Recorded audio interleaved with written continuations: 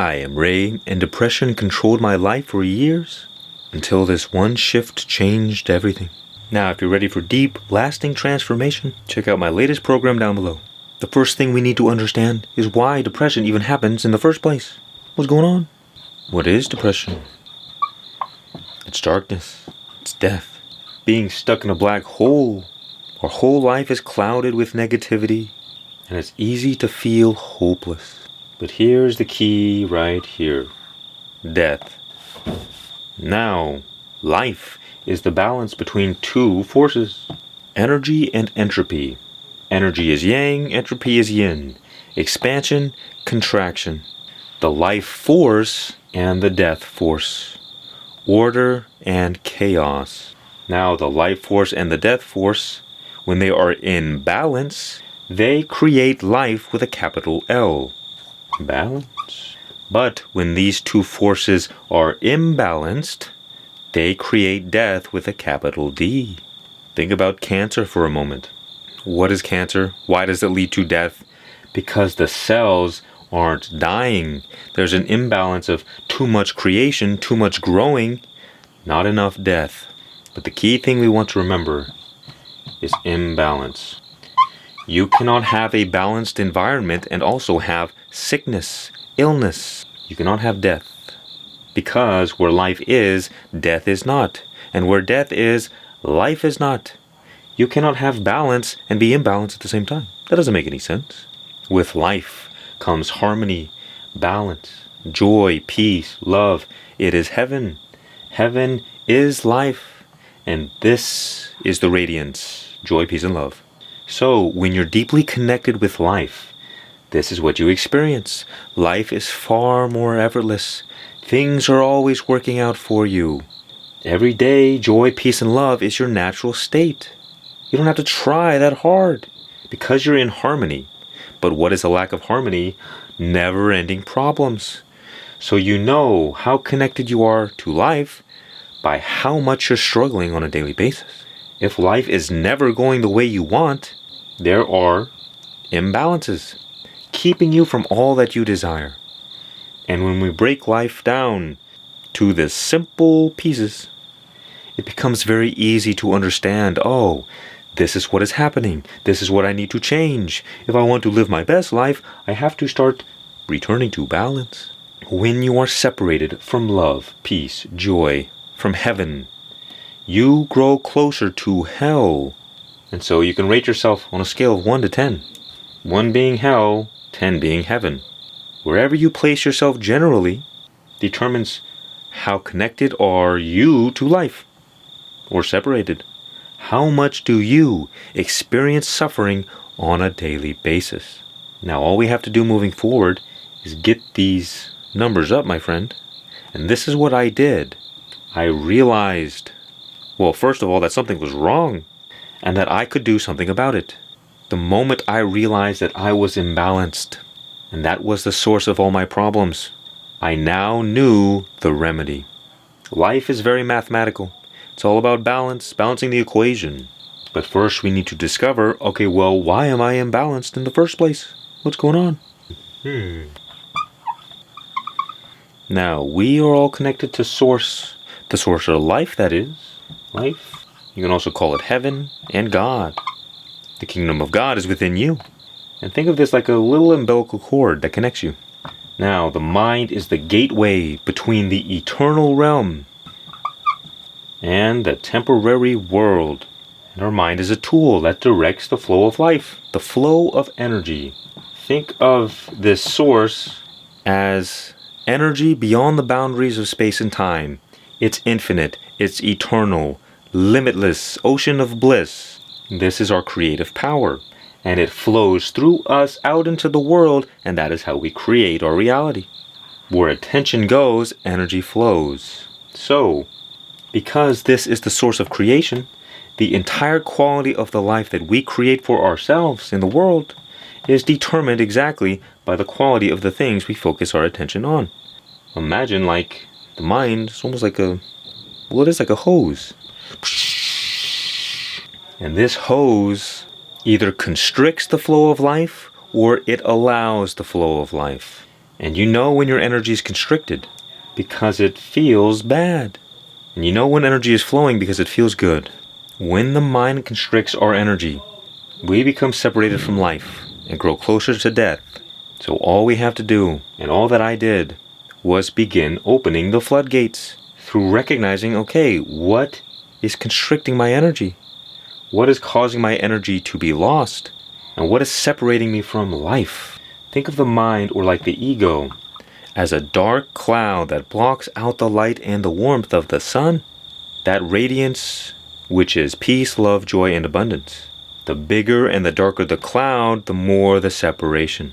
And you see, the mind, one of its primary functions is to give us a sense of separate self, of individuality. And this creates a lot of problems for human beings. So, what happens? It all starts with identity. At the root, identity leads to thoughts. Thoughts lead to emotions. Emotions lead to actions. And actions lead to consequences. The deeper you go on this chain of events, the more powerful the influence on everything else. You see, Jim Carrey once had a great way of putting it. He said, depression is your body saying, screw you. I'm not playing this character anymore. Depressed is deep rest from this character.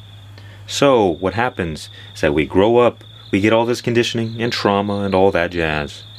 And we build up this identity, this big ego of who we believe we are. And this ego is like a machine that just constantly hemorrhages all of our energy toward thoughts. We're always thinking and analyzing and judging and ruminating on the past and worrying about imaginary evils of the future. And if you think about thoughts, thoughts are electrical impulses in the brain. They are energy. So too are emotions. Energy and motion. Emotions are chemical reactions in the bodies. So what happens? We have a negative identity, either conscious or unconscious, about whatever. And this produces negative thoughts. And these negative thoughts produce negative emotions. And these negative emotions cause us to act in negative ways, which produce negative consequences. And then we react negatively to those consequences. We get stuck in this feedback loop of death, and that is where depression happens. We get stuck in a perpetual cycle of fight or flight that drains us of all of our energy. And the longer we stay stuck in this cycle, the more depressed we become. Until what happens at the end?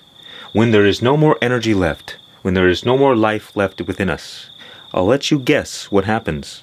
That's right, death. Because the life force within us is that drive to live, and without it, we don't want to live anymore. Then we get possessed by the force of death, and that force of death acts through us. It's like Carl Jung said, people don't have ideas, ideas have people. We fight not against flesh and blood, but against principalities. These higher energetic forces are ruling our life, and there's nothing we can do about it except prevent ourselves from getting possessed by the force of death by reconnecting to life. That is all. And now we know the root of the problem. You see, because what happens is that as we go throughout our life, we gather memory. And another word for memory is karma. Sometimes it's positive memory, sometimes it's negative memory. Negative memory, negative karma is trauma. So, we got mind and body. Our body speaks the language of feelings. Our mind speaks the language of patterns. Now, I want you to think about a vinyl record. There are two elements to a vinyl record. There's the song, and there's the etches. And so, the patterns of our experiences are the song.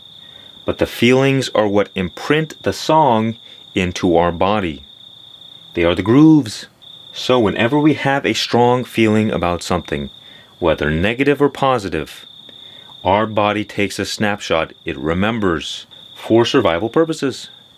Because if you experience something negative, you want to avoid it in the future. And if you feel something positive, you want to go toward that again. So over our lifetime, billions of snapshots, these things come together to create the unconscious identity. And also the conscious identity. But the unconscious identity is the accumulation of those snapshots. It's who your body believes that you are. And here we get to the root of all self-sabotage. Consciously, we want one thing, but unconsciously, there's a much different picture. For example, if you've continued to have many negative experiences with yourself and negative feelings, the pattern is you, the feeling is negative, which means you don't like yourself all that much. I'm not saying you specifically, but this happens for a lot of people. This is why people feel unworthy.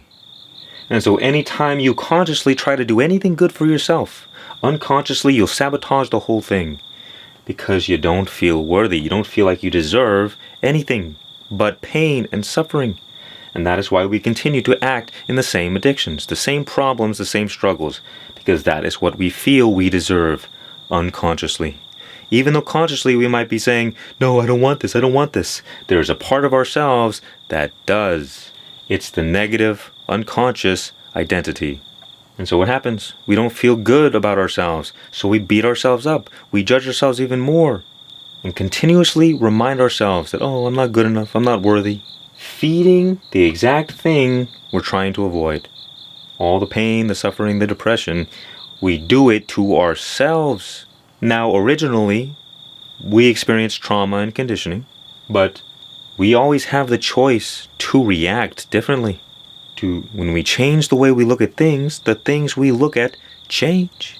And that is how we prevent our unconscious from ruining our life anymore. You see, when our body is living in survival, living in fear, because we've continuously been feeding negative feelings about whatever it is, any pattern, every time we're reminded of that pattern, we get sent into fight or flight and start hemorrhaging our energy. Because what fight or flight does, it channels all of your resources into the present moment for temporary survival purposes. If you're running away from a grizzly bear, you don't need all the defense mechanisms that protect you against colds. The only problem is nowadays is that the problem is our thoughts. And they never leave us. We're always ruminating on thoughts. So at any moment, we can get triggered into fight or flight and spiral out of control. Like little grizzly bears popping up all the time. Our body doesn't know the difference between what is in imagination and what is real in the world. So we get, again, caught in this feedback loop of death. There's a negative identity which produces negative thoughts, and we ruminate on them. And because we react negatively to our thoughts, they produce negative feelings, further reinforcing this negative unconscious identity. And the negative unconscious identity further fuels more negative thoughts. That's why they continue to get worse and worse and worse until death. But all we have to do moving forward is to reprogram this unconscious identity. And we do this by speaking the language of the body. That is feelings. We have to start feeling differently. But we can't just control our feelings willy-nilly. We have to use our thoughts to change our feelings. We only have control over two things in this whole world. Our conscious thoughts and our conscious actions. That's all we get. Now, there are many different patterns that we could be traumatized with. But at the end of the day, your relationship with you is going to be the biggest factor. If it's negative, you're going to feel like you can do nothing right. Everything's going to be a struggle. It's because there's this machine underlying everything that's just perpetually draining you of energy. It's an automatic, self-perpetuating cycle of death. We have to change ourselves. We have to change the stories we tell ourselves, our beliefs, our identities of who we believe we are. There's good and bad news. The bad news is that we're the source of all of our problems, no matter what. You will always be the bottleneck to your experiences, forever. The good news is that this is the one thing we actually do have control over. But you have to be willing to take responsibility and say, well, I can change, and I will, I shall. Even if you feel powerless. Of course you're going to feel powerless at first, because your energy is being drained, and energy is power. So we have to start taking our power back, one day at a time. And it's really simple.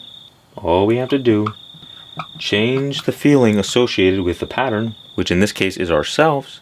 we start healing our relationship with ourselves one day at a time, one thought at a time, one action at a time. And we do this through love. And there are many other elements to healing. But the more we can begin loving ourselves, the quicker we heal. And part of this means that you don't judge yourself when you make a mistake. It's normal, it's human to fall on your face and make mistakes, but it all depends on how you react. When you fall off your horse, are you going to sit there and whine and suffer about how much it hurts? Or are you just going to get back on your horse and keep going? You have to be able to persevere.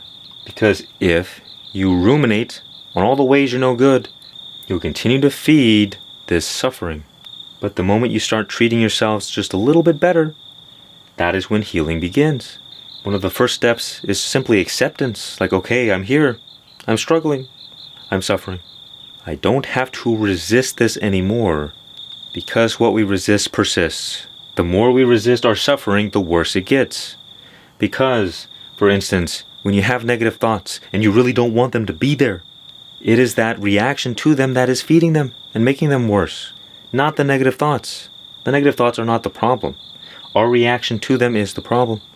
Because our reaction is what creates the emotions. If you don't react to something, it doesn't make you feel any certain way. So it doesn't leave any karma. It doesn't leave any negative memory. You see, our mind can be pointed in 3 ways: negative, neutral, or positive. When we focus our attention in negative ways, we lose energy. Positive, we gain energy. Neutral, no energy is gained or lost. So we want to begin moving toward this side of the equation. You see, neutrality is awareness, and awareness is light. What has happened is that we have begun living in ignorance, living in unconsciousness, and that is what keeps us stuck in darkness. These are all the same things. Negativity, chaos, darkness, the force of death.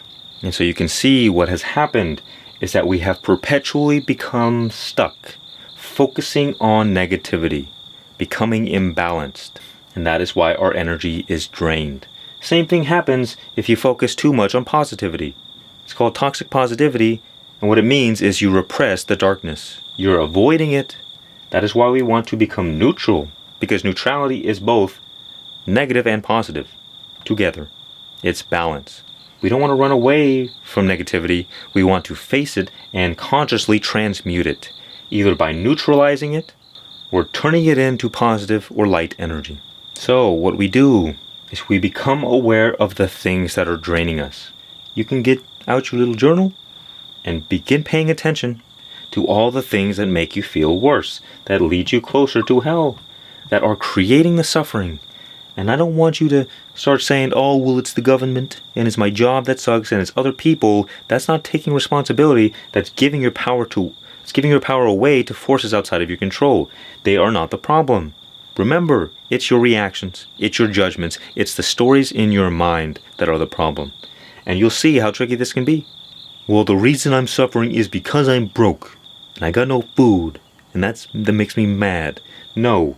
It is your thoughts about being broke that would be the problem. And it's hard for us to accept that because, well, we look with our eyes and say, no, look, here's the problem. We don't realize that life is experienced in our minds.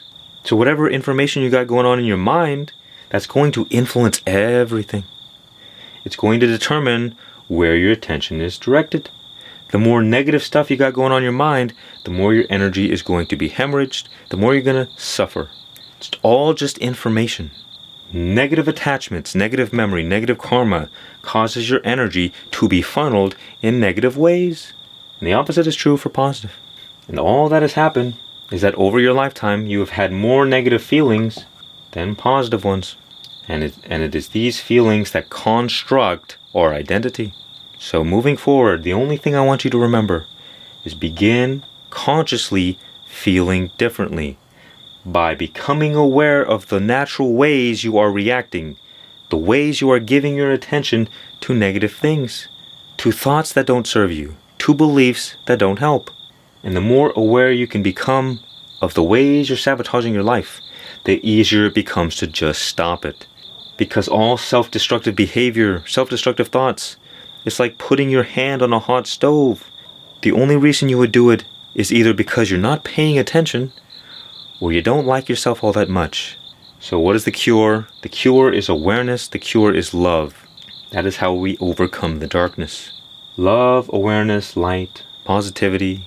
It's all the same thing. And all of those things are packaged up nice together in here. The only reason we drive ourselves to misery, we find ourselves in hell, is because we do it on accident. Because you wouldn't do it on purpose. So this means we're living unconsciously. The cure is light, awareness. So whenever we make a mistake, react in a way that's productive. Tell yourself, it's okay to fall down sometimes. It's okay to feel bad. It's okay to have negative thoughts. There is no such thing as a wrong thought or a wrong emotion. There is only wrong judgment. And you have the power to judge your thoughts, your experiences, any which way you like. You just make the intention to begin pointing your mind in a little bit more positive way. So you stop feeding the negativity as much, and then you consciously implant positive thoughts throughout the day.